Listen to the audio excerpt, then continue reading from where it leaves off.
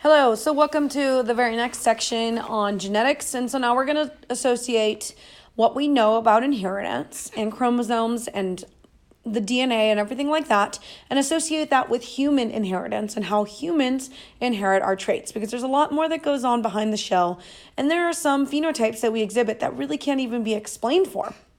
And so in this section, we are going to spend more time talking about those genetic traits that we get, disorders that can show how we see these types of inheritance in families, and different scenarios that could play out. All right, so big thing you need to remember is that characteristics that are encoded in DNA are called genetic traits. So remember I told you the basic breakdown is DNA to genes to our chromosomes. So all of those genes make up the genetic traits that we show, that we see. So different types of human traits are inherited in different ways. Some human traits have simple inheritance patterns, like when we talked about Gregor Mendel, and some others just have a lot more complexity to them. So Mendelian inheritance in humans. So Mendelian inheritance refers to the inheritance of traits controlled by a single gene with two alleles. You know this, right? Mendelian genetics, one is dominant to another.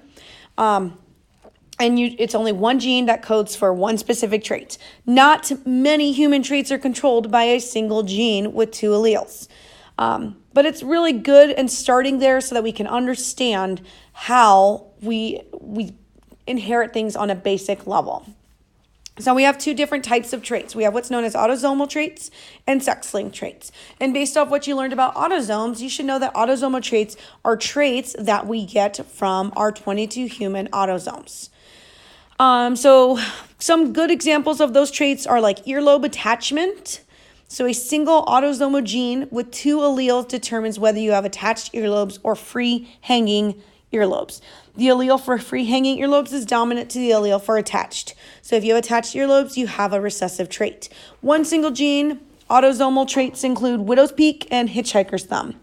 So the dominant and recessive forms of these traits are both dominant. So that means if you have a widow's peak, that you have the dominant trait. And if you have a hitchhiker's thumb, you have, again, the dominant trait. Sex-linked traits, on the other hand, are traits that we get from our sex chromosomes, or what's known as X-linked traits, because most of the traits we find are on the X chromosome. So single gene X-linked traits have a different pattern of inheritance than single gene autosomal traits.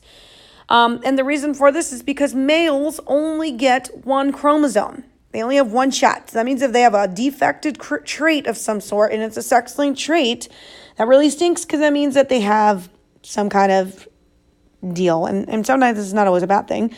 So in addition, they always inherit their X chromosomes from their mother. So males always inherit your X chromosome from your mother. You cannot get an X from your father, because if you got an X from your father, you'd be a girl. So they pass it.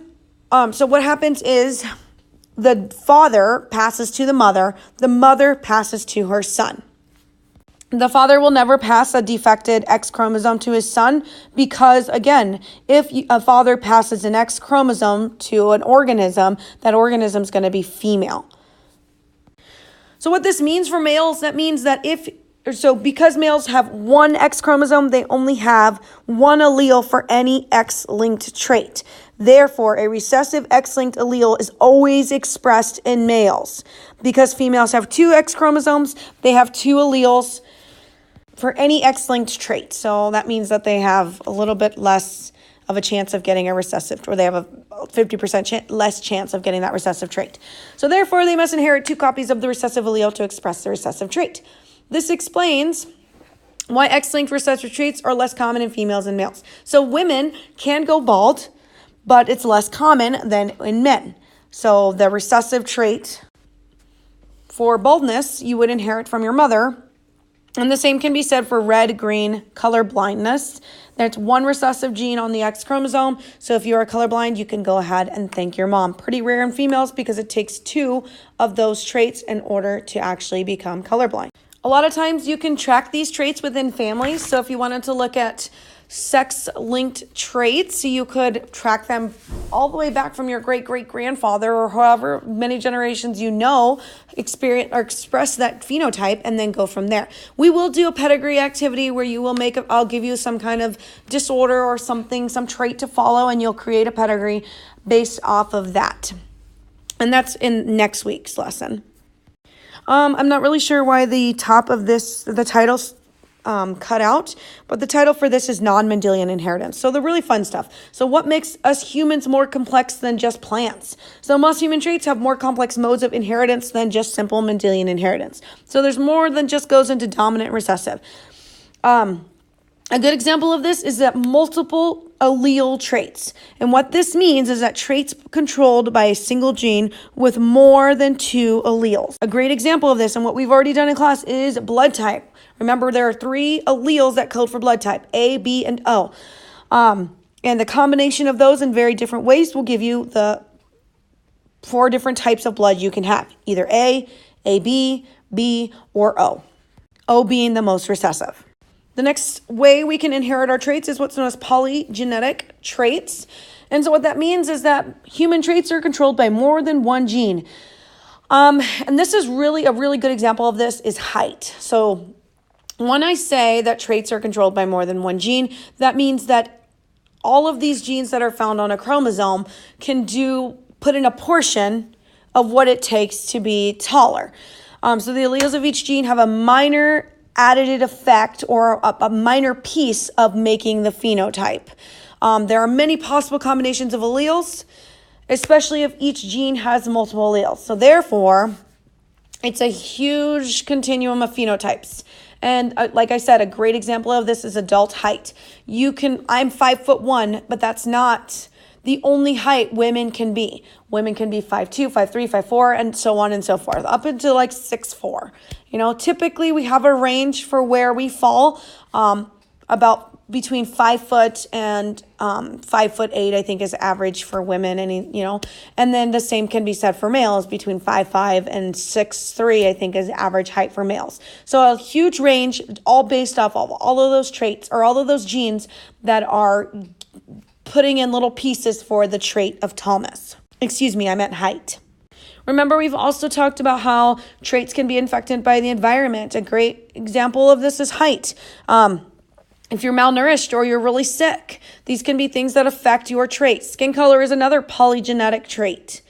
And this is also widely affected by what? The sun. We are exposed to that UV light. The next type of inheritance is pleiotropy. What this means is that a single gene affects more than one trait. So an example is the gene that codes for the main protein in collagen. Basically, all I'm trying to say is this protein that helps make bones or helps form bones, this gene, it also affects eyes and ears. So if you have a mutation in this, you're typically only going to have problems in your bones, but you're also going to have problems in your eyes and your ears, so those sense organs. Last but not least is epistasis. And so what happens here is that genes affect the expression of another gene. So epistasis is very similar to dominance, except that it occurs between different genes rather than between different alleles for the same gene. So a great example is for widow's peak. A gene that codes for baldness would hide the widow's peak trait if it occurred in the same person. So epistasis, you're basically masking the facts. And remember when I talked about Bear has a receding hairline, but it doesn't mean that he automatically has a widow's peak. He could have had a straight hairline and then formed that widow's peak look because he's losing his hair. So again, the title cut off on this one as well, but this title is genetic disorders. This is the stuff I'm pretty sure you guys are only interested in, is why and how these things happen. So I've given you examples of genetic disorders. I am going to talk about all of these in a lot of detail. I'm going to give you what that looks like. I know that this is a long slide already. You are going to be adding a little bit more to this. So many genetic disorders are caused by mutations in one or more of a few genes. Another way that we can inherit disorders is based off the number of chromosomes that we have present. Some examples of genetic disorders, what's known as Marfan syndrome. This is an autosomal dominant trait. So that means if you have one one of the traits for Marfan syndrome, that means that you have the syndrome. You're going to experience heart and bone defects. And backtrack just a little bit. I know I said when you inherit a defected trait, I meant if you inherit a defected allele and it's dominant, then you have this. One presence of one of those traits or one of those alleles, the dominant alleles, will result in Marfan syndrome. Sickle cell anemia, autosomal recessive, meaning both of your parents have to give you the recessive trait in order for you to express sickle cell anemia. Vitamin D resistant rickets, X-linked dominant. So this is found on your X traits. So this is from the mother, and it is dominant. So, well, I guess it's not just found from your mother. You could also get it from your father if you're a girl. But again, X-linked dominant. So no matter what presence of it, you're going to have the vitamin D resistant rickets. Hemophilia A, X-linked recessive. So for women, you have to have both of the recessive traits in order to express this. For men, you just need one, or you only have one X chromosome, so you just have to have that recessive trait. Down syndrome, extra number 21 chromosome. I thought it was number 13, so that's my bad. But if you have an extra 21st chromosome, you have Down syndrome. Turner syndrome. Turner syndrome is one X chromosome, so that means that you don't have another chromosome. The next one is what's known as triple X syndrome, and this affects, you would be a female, and you would have minor developmental delays and menstrual irregularity. And two more on here. Klinefelter's affects men, or you would be a male because you have one Y and two or more X's, but you would have problems with sexual development, reduced levels of male hormone testosterone. And the final one on here is what's known as XYY syndrome. So you have more than one Y chromosome. This is pretty interesting because it generally goes misdiagnosed, or it doesn't go diagnosed at all. Because males typically appear normal, they sometimes will exhibit lower intelligence. They'll also be very, very tall. But sometimes this is associated with just a tall family. So sometimes this is not considered a problem. No, the funny story is that, or not story, but the funny thing is that men in a prison were tested to see if they had this XYY syndrome, also known as the Superman syndrome. And what it was found was that more men in prison have this XYY disorder than out of prison because of the fact that they have behavior issues. They have lower intelligence. So there is an association with those numbers in prison. And I'm not saying all men in prison have XYY syndrome, but there were men, quite a bit of men found in prison that had this XYY syndrome. If you have any questions, please make sure to ask me on Edpuzzle.